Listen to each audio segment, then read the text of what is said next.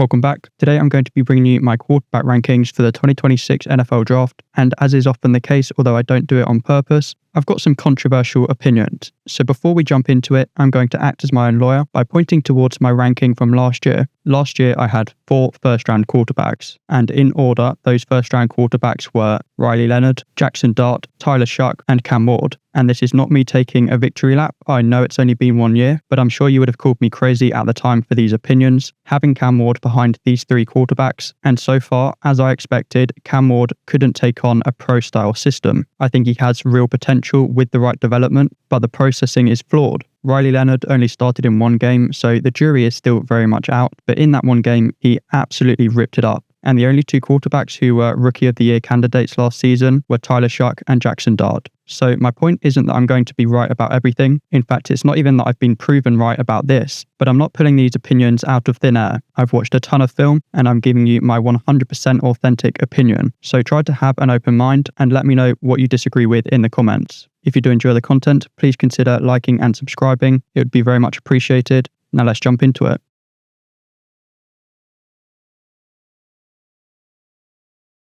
At 6, I've got Garrett Nussmeier out of LSU, and I've got a day 3 evaluation on him. Garrett Nussmeier was battling an abdominal injury last season, which led to a disappointing year. Unfortunately though, I mostly watched his 2024 film before the injury, and I don't think there's any real upside. He's a 24-year-old prospect with an underwhelming arm, as well as limited size and athleticism. On top of this, the processing is poor, and he gets overly antsy in the pocket. With all this said, he's very accurate, so I see him quite clearly as a career backup, but if it's in a simple system, I think he can do a fine job.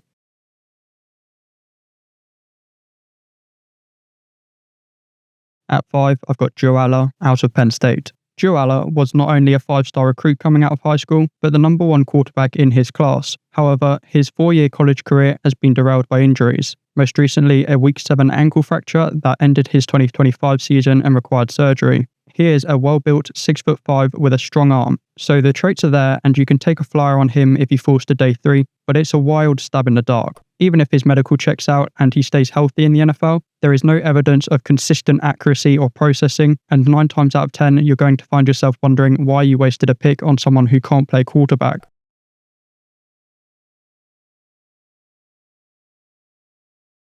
At 4, I've got Taylen Green out of Arkansas, and I've got a day 2 evaluation on it. If you're into the draft, you've probably heard of Taylen Green, or at least you've heard of that one quarterback who ran a 4.36 40-yard dash at the combine. He also broke records for a quarterback in both the vertical and broad jump. I was pretty shocked with how much I liked him, because honestly, I was expecting to see Jalen Milroe. Very talented and everything, super high upside, except for the fact that the upside is practically inaccessible due to the fact he can't process the field and misses 50% of his throws. That's not Taylen Green, and the position change stuff is ridiculous, because not only is he capable of playing quarterback, but even if he's not, do people think playing receiver or tight end is as simple as being big or fast? I mean, the way he moves doesn't even suggest he would be a nimble route runner. He's incredibly fast, but he's not particularly dynamic in changing direction, and he's never played the position. So I don't know what planet people are on when they suggest that. What's frustrating about Green is for 90% of the game, as I'm watching his film, he's building me back up again. He's 6'6", he's got a rocket arm, he's actually in a pro-style air raid offense, and he is throwing laser after laser down the field, often showing very promising signs of anticipation and even flashes of the ability to go through progressions efficiently. But the accuracy was what surprised me the most. There are times where he's a bit off in the short region as he kind of tries to place the ball and loses his natural throwing motion, but the consistency in which he throws with in the intermediate and deep region is phenomenal.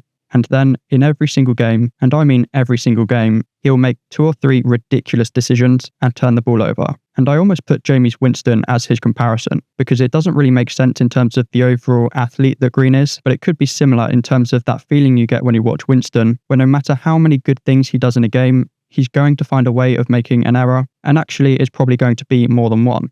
Green is 23, having had a 5-year college career, which, considering the profile we're talking about, does actually make quite a big difference. Because if this was some 20-year-old who started 3 games in his life, you could understand the rawness. But no. He also got beat up last season due to the amount of QB run designs, and despite carrying 227 pounds, his 6'6" frame still makes him look a bit skinny. With all that in mind, he does enough things I like to where if I was the GM and he falls to me in the 3rd or 4th round, This might be a mistake I have to make, just to make sure we can't coach some sensibility into him, because if you can do that, this is not just an NFL starter, but a genuine superstar.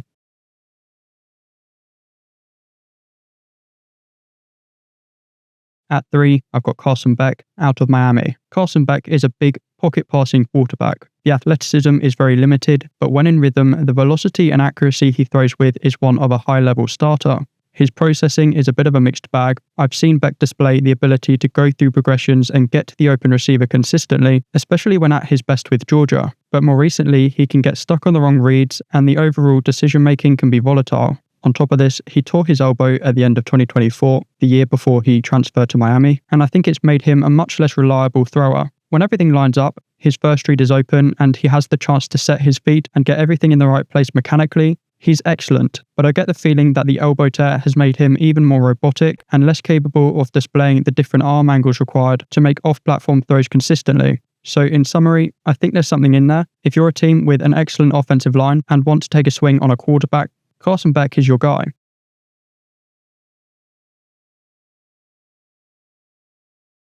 At 2, I've got Fernando Mendoza out of Indiana, and not only do I not think he's the best quarterback in this class, but I don't think it's that close. I've got a day 2 evaluation on him. Fernando Mendoza is a big, tough quarterback with excellent accuracy. He was a part of a very simplistic, RPO-heavy Indiana offense, typically out of the shotgun in a spread formation. Despite appearing as a typical gangly pocket-passing quarterback at first glance, Mendoza is a decent athlete which, combined with his competitive nature, has made him very effective in the RPO system. But let's get to the point. Mendoza isn't processing at an NFL level. In fact, he's barely even processing at all. It is one read, ball out.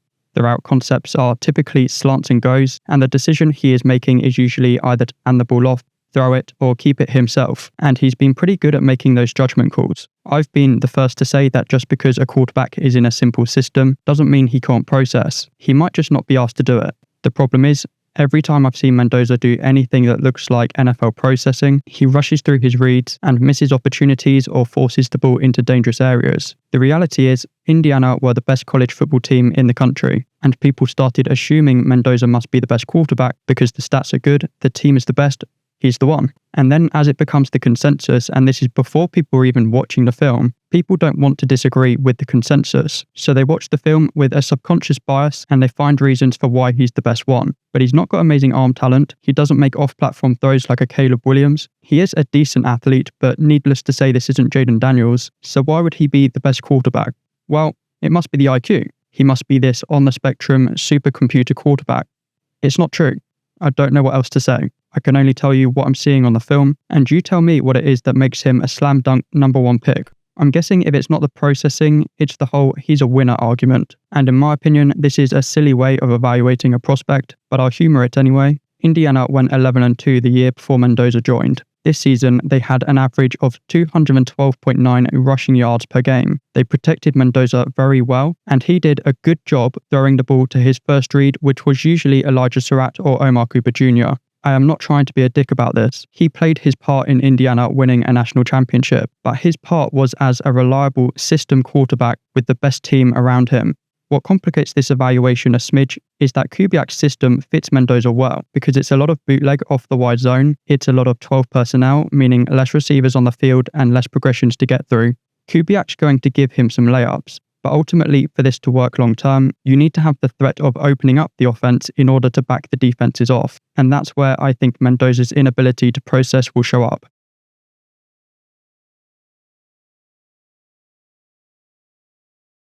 But by far the best quarterback prospect in this class, in my opinion, is Ty Simpson out of Alabama, and I think he should be the number 1 pick. Everyone knows Ty Simpson got beat up in the middle of the year. Most prominently, it was a lower back injury, but he got sick on the medication, meaning he fell to around 190 pounds in mass, and now that he was lacking mass, he was picking up niggling injuries all over the place. The reality is he probably shouldn't have even been playing, but all signs suggest that he's healthy now and ready to go. So let's talk about what a healthy Ty Simpson looks like. A bit smaller than you would like at 6'1". I'm big on size and that genuinely bothers me. And he's a bit of a gunslinger, doesn't always know when to pull his punches and does put the ball in harm's way from time to time. But I mean, Stafford led the league in interceptions the year the Rams won a Super Bowl. Josh Allen and Patrick Mahomes are always up there in interceptions because when you're trying to squeeze all the juice out of an offense by pushing the ball downfield into tight areas, inevitably, every now and then you're going to slip up. I love that Ty Simpson looks to take the opportunities, and 95% of the time he is flawless. The ball comes out with plenty of velocity and pinpoint accuracy, but most importantly, he's been running a pro-style offense and has shown the ability to go through his progressions at a very high level. It is incredibly sharp, and with pocket presence becoming a lost art, seeing him consistently step up in the pocket with appropriate timing puts a smile on my face. This is what the number 1 overall pick is supposed to look like. He's supposed to look like you can drop him into an NFL offense tomorrow and he's ready to go. That's Ty Simpson. Every time the Raiders or the Jets or the Cardinals or the Browns let Ty Simpson pass them, they are letting a franchise quarterback slip through their fingers. So this isn't a great quarterback class in terms of the high end, but Ty Simpson is a clear standout in my opinion, and I'm looking forward to seeing how that plays out. I'm not sure exactly what I'll be bringing you next, but I think it will be a mock draft based on what I would do if I was the GM of every team. So stay tuned for that, because whether you agree or more likely disagree, it'll be a fun one. If you did enjoy the content, please consider liking and subscribing. It would be very much appreciated, and I'll see you next time.